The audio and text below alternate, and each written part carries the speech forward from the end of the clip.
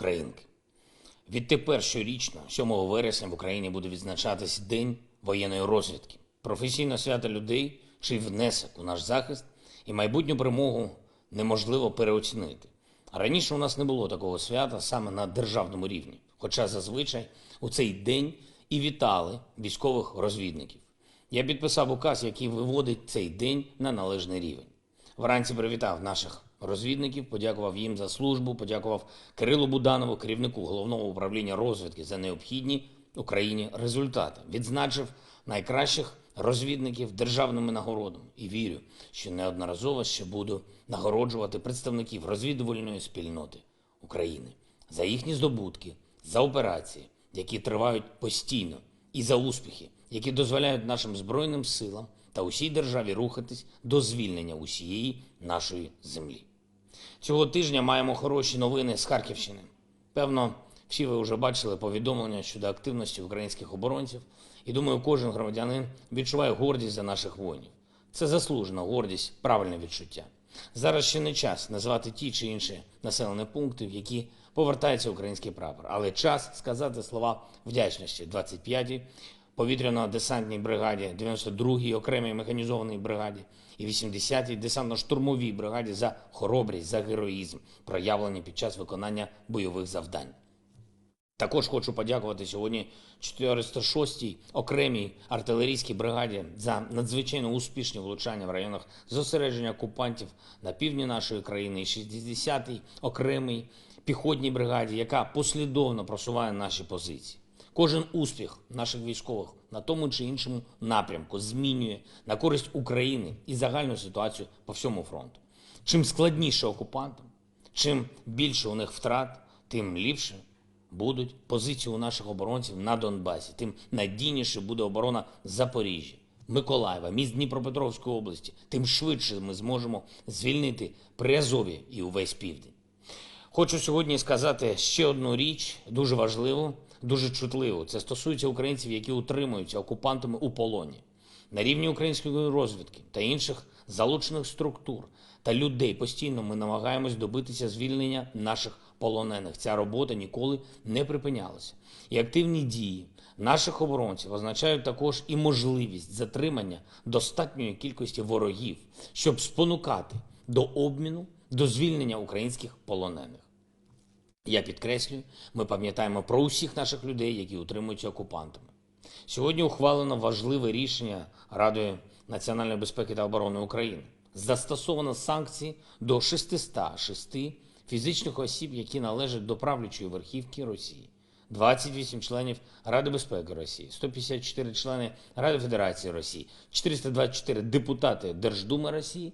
Усі вони відповідальні за цю війну, за терор проти наших людей, і жоден з них не уникне відповідальності. Це тільки питання часу. Ми вже зробили частину необхідних юридичних, дипломатичних і політичних кроків заради такої відповідальності для них. Продумано робимо і всі інші кроки. Сьогодні ж важливу операцію проведено Службою безпеки України щодо діяльності деяких підсанкційних осіб на території нашої держави. Я неодноразово наголошував, контрабандистам і кримінальним мережам в Україні місця не буде. Схоже, дехто з них не зрозумів. Що ж, зрозуміють. Посадовці митниці, які допомагали контрабандистам, в тому числі і серед керівників, відсторонені і отримують законну відповідь на всі свої незаконні дії. Що стосується тих, у кого з підсанкційних осіб ще й виявлено іноземне громадянство, зокрема російське та румунське, то на підставі пропозиції Служби безпеки України і згідно з нормами чинного законодавства ухвалив рішення про припинення українського громадянства цих осіб. Провів нараду з головою уряду, міністром фінансів, профільними заступниками керівника Офісу щодо проекту бюджету на наступний рік. Зрозуміло, що це буде бюджет воюючої країни. Урядовці представлять параметри проекту, але я зараз зазначу деякі важливі пункти, політично важливі пункти. Перше. Понад 1 трильйон гривень наступного року буде направлено на сектор безпеки і оборони. Це буде пріоритетом номер 1. Друге. Соціальні зобов'язання мають забезпечуватись у повному обсязі. Зокрема, хочу, щоб мене почули українські пенсіонери. Уряду поставлено завдання наступного року, так само, як і цьогоріч, забезпечити індексацію пенсій для усіх наших пенсіонерів. Третій пункт. Щоб пройти цей час і забезпечити фінансову, соціальну стабільність, треба максимально скоротити усі некритичні видатки держави. Усе те, що не допомагає обороні, не допомагає економічному розвитку країни, соціальному, культурному забезпеченню наших людей. Відповідно, уряд має представити програму скорочення видатків на державні підприємства, на апарат, на інституції, які не відповідають потребам цього особливого часу. Очікую від урядовців пропозицій. Четверте – це активізація економічних відносин, програма кредитування 5.7.9 зберігається, будуть діяти також і інші програми і рішення, які мають допомогти бізнесу працювати, зберегти робочі місця, залучати нових працівників. І п'яте – буде створений спеціальний фонд відновлення, який буде наповнюватись, зокрема, за рахунок конфіскованих російських активів. Розраховую, що проект бюджету буде поданий до Верховної Ради України вчасно, як це і передбачено законом. Говорив сьогодні з канцлером Німеччини Шольцем. Багато тем: відповідальності держави-терориста і подальше посилення оборонних спроможностей України і фінансова підтримка нашої держави. Подякував пану канцлеру за підтвердження 5 мільярдів євро макрофіну від Європейського Союзу. Важливе рішення. Рішення, яке дозволить нам підтримати українців, забезпечити соціальні виплати для наших людей. Дякую також Єврокомісії та усім нашим партнерам в ЄС за цей фінансовий пакет. Надання ще 3 мільярдів євро обговорюється, очікуємо формат рішення. Продовжується реалізація зернової експортної ініціативи, яка є вагомим інструментом і для нашої економіки, і для усіх партнерів нашої держави.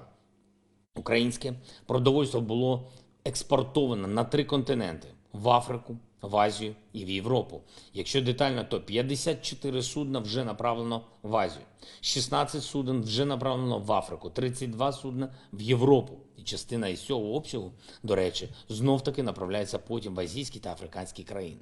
Сьогодні в Росії прозвучала чергова відверто брехлива заява, що нібито абсолютна більшість українського зерна експортується саме до європейських країн. Що ж, правдиві слова вже давно в Росії на офіційному рівні не звучать, і це нікого не дивує. До кінця цього місяця з наших морських портів може бути експортований обсяг не менше 3 мільйонів тонн агропродукції. І значна частина саме для найбільш бідних і нужденних країн. Зокрема, доставлено перший вантаж до Ефіопії. Маршрут був непростий, спочатку морем, потім вантажівками, але сотні тисяч ефіопців реально врятовані від голоду.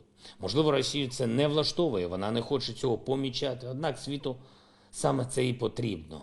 Потрібно рятувати країни на різних континентах від хаосу. Потрібно рятувати людей від голоду. На відміну від Росії, ми не робимо расистського поділу світу на тих, хто заслуговує на безпеку і хто нібито не заслуговує. На тих, хто заслуговує жити без голоду, і на тих, хто ніби не заслуговує. Ми підтримуємо усіх людей, усі країни, і ті, до речі, які нам допомагають, і ті, які поки утримуються від допомоги, і ті, які більш стабільніші, і ті, які менш стабільніші. Ще раз наголошую, Україна була, є і буде гарантом світової продовольчої безпеки. Я дякую всім, хто захищає нашу державу, дякую кожному з наших партнерів, хто допомагає нам боротись за свободу. Слава Україні! Підписуйтесь на канал, і у вас завжди будуть свіжі новини.